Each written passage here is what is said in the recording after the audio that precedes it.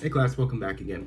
I want to talk about setting up your employees and your organizational structure. Now, I I can't be lie. It's pretty much my major and expertise is organizational development, organizational setup, leadership, and this kind of dynamic. So, what I'm going to tell you is when you're creating your organization from start, because we've come up with products and services, there still has to be an organization behind that company that kind of backs it, pushes it, makes it work.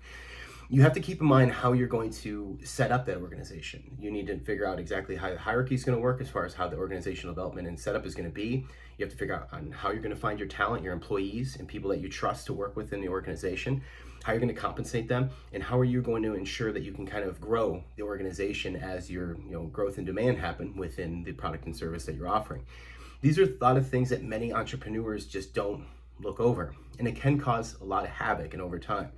There's a lot of case studies I could talk about, like Uber and Carvana, and things of that nature, that they get into these leadership thresholds. They oversaturate their employee market, and they kind of grow too fast, or they just don't make real good decisions. Uber just had really shitty leadership in the beginning, and put themselves in a lot of situations where through lawsuits and a bunch of other really shitty leadership methodologies, a lot of attrition that just didn't go really well.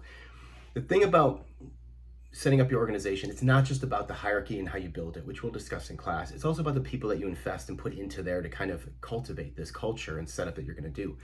Your goal as a leader and a person that's going into the business community, you should have success along with everybody else that you touch as far as within your organization. And if you don't have that mentality, okay, but then you're gonna have to prepare for what's gonna happen. You're gonna have attrition, you're gonna have people come and go, you're gonna always have this revolving door of employees and trust issues, and you yourself are gonna have to be embedded in that organization for the rest of your life, because you can't trust and you can't walk away because you haven't built up your employees and the people around you that you could give them the responsibility of taking the reins and kind of going with it. So keep that in mind. And the key things to keep people happy is not hard. You all have most likely been employees in some way, shape, or form. What made you happy? Getting paid well, having decent benefits, being treated with respect, having certain benefits and things of that nature, knowing my work mattered, knowing I could move up in the organization, knowing I had opportunity within the company, that I was valued.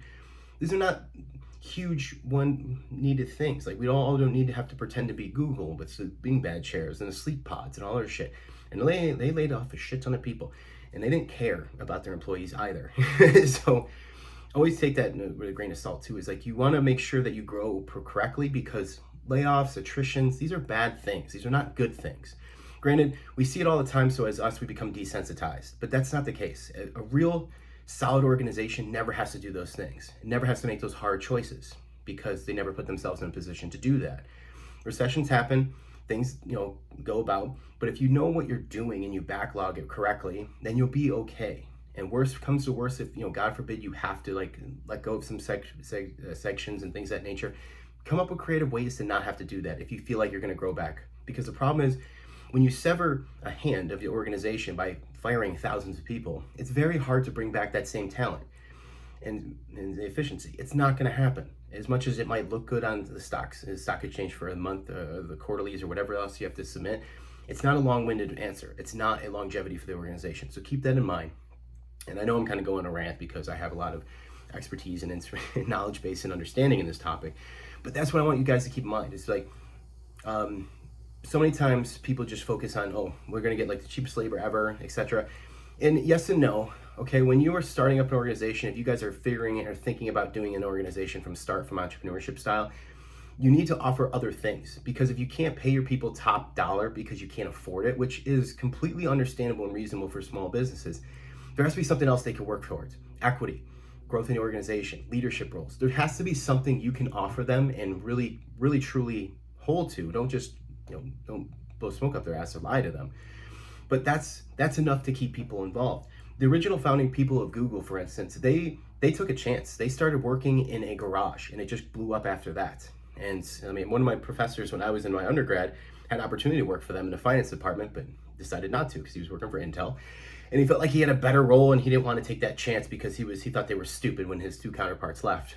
Well, he's still working at Intel. They are not. But so it's just that mindset. And like I said, there's offerings and things and creative ways that you can do. Just because you can't pay employees, I always hate that mentality.